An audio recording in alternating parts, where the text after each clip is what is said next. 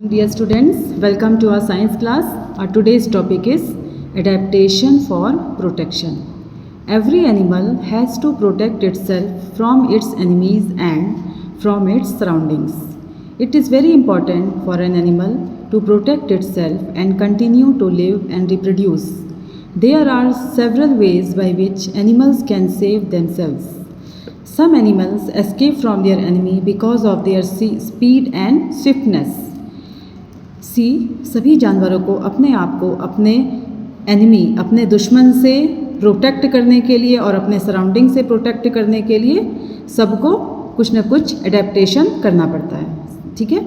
इसके लिए और सबको ज़िंदा रहने के लिए और रिप्रोड्यूस करने के लिए भी ज़रूरी है कि वे अपने आप को प्रोटेक्ट करें। बहुत सारे वेज हैं जिसके द्वारा एनिमल्स अपने आप को सेव कर सकते हैं, बचा सकते हैं। कुछ एनिमल्स अपने स्पीड और स्विफ्टनेस मतलब अपनी तेज़ी की वजह से और अपने स्पीड रफ्तार की वजह से अपने आप को अपने ही दुश्मन से बचाते हैं, ठीक है। Puff fish can escape from shark fish by puffing up like a balloon. This makes the sharp spines on its body to stand out so that the shark can not eat or swallow the puff fish. Puff fish shark से escape करने के लिए अपने आप को balloon की तरह फुला लेती है। उससे क्या होता है कि जो उसके शरीर में स्पाइंस होते हैं, जो नुकीले स्पाइंस होते हैं उसकी बॉडी में, वो आगे निकल जाते हैं और शार्क उसको नहीं खा पाती है या उसे निगल नहीं पाती है। Rabbits, hares and rats make burrows deep into the soil to escape from enemies like eagles, owls, foxes, etc. Rabbit, hairs और रैट्स अपनी एनिमीज़, जैसे कि उनके एनिमी कौन है, ईगल्स, आउस, फॉक्सेस और कैट्स, ये उनके एनिमीज़ हैं। ये अपने आप को उनसे एस्केप करने के लिए ज़मीन के अंदर बहुत गहराई में बरो मतलब होल बना करके उसमें छुप जाते हैं। Whales, elephants and hippos protect themselves from other animals by their big size. They are too big to be eaten by other animals. Whale, elephant और hippos अपने आप को दूसरों से कैसे प्रोटेक्ट करते हैं, अपने बिग साइज़ की वजह से। इनका साइज़ इतना बड़ा होता है कि कोई और जानवर इन्हें नहीं खा सकता। Some animals can escape from their enemies because of their color and body shape are such that they can merge with their surroundings. Polar bear is difficult to locate in snow because of its white color. Chameleon girgit can change its color to match its surroundings. This is called camouflage. Tigers and zebras have stripes on their bodies which help them to merge with their surroundings, usually in long grass and plants of the jungle. कुछ animals अपने enemy से escape करने के लिए उनका body और उनका body shape और कलर ऐसा होता है कि वे अपने सराउंडिंग्स, अपने चारों तरफ के वातावरण के साथ मिल जाते हैं, मर्ज कर जाते हैं, मिक्स हो जाते हैं। पोलर बियर को पहचानना इसलिए मुश्किल होता है स्नो में क्योंकि उसका कलर वाइट होता है और स्नो का कलर भी वाइट होता है, तो पोलर बियर को पहचानना मुश्किल हो जाता है क्योंकि वो अपने सराउंडिंग के साथ मर्ज कर लेता है। इसी तरह से गिरगिट भी अपने सराउंडिंग के हिसाब से अपने बॉडी का कलर चेंज कर लेती है, इस हम बोलते हैं कैमोफ्लेज। टाइगर्स और जेब्रास के शरीर में स्ट्राइप्स होते हैं उनकी बॉडी में, जिससे कि वे अपने सराउंडिंग के साथ में मर्ज कर लेते हैं। लंबे ग्रास और प्लांट्स जो होते हैं उनके साथ वो मर्ज हो जाते हैं, मतलब मिक्स हो जाते हैं। The leaf insect looks like a leaf while the stick insects look like the twig of a plant.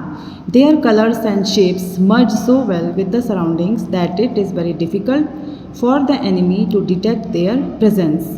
Leaf insect, एक लीफ इंसेक्ट होता है जो एकदम उसकी आकार उसका एकदम पत्ते के जैसा होता है, ठीक है।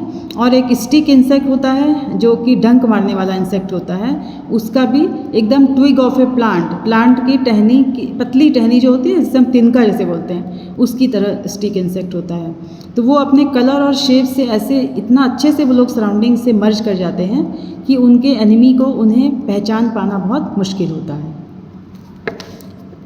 Regular movement of some birds and animals in large numbers to escape from unfavorable conditions is known as migration. It is seasonal.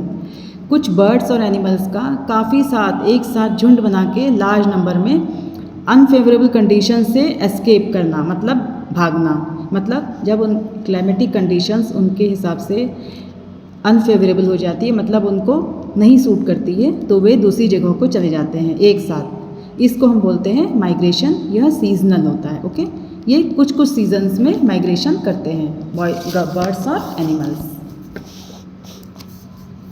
Siberian cranes migrate to India every year. देखिए, साइबेरियन क्रेन हमेशा India हर साल migrate करके India आ जाते हैं। Arctic tern is the greatest migratory bird. Every year it flies 30,000 kilometre from Arctic to Antarctic region and back. Arctic tern हर साल इतना किलोमीटर आर्कटिक से एंटार्क्टिक रीजन में फ्लाई करती है और फिर वापस आती है। European eels swim all the way to Sargasso Sea of Atlantic Ocean to lay eggs. The baby seals then take 3 years to swim back to European rivers. European eel सारगासो seal of Atlantic ocean जाती है अपने eggs को ले करने के लिए, मतलब अंडे देने के लिए, और फिर बेबी ईल जब 3 साल बाद वापस वो यूरोपियन रिवर्स को स्विम करती है।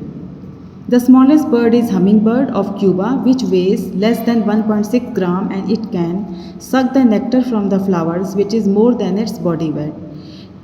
सबसे छोटी बर्ड कौन है? क्यूबा की हमिंग बर्ड है, जिसका वेट 1.6 ग्राम होता है और वो उन फ्लावर्स से नेक्टर को सक करती है। फ्लावर्स का रस जिसे हम बोलते हैं नेक्टर को सक करती है, जिसे हम हिंदी में मकरंद बोलते हैं, जो कि उसकी बॉडी वेट से भी ज़्यादा होता है।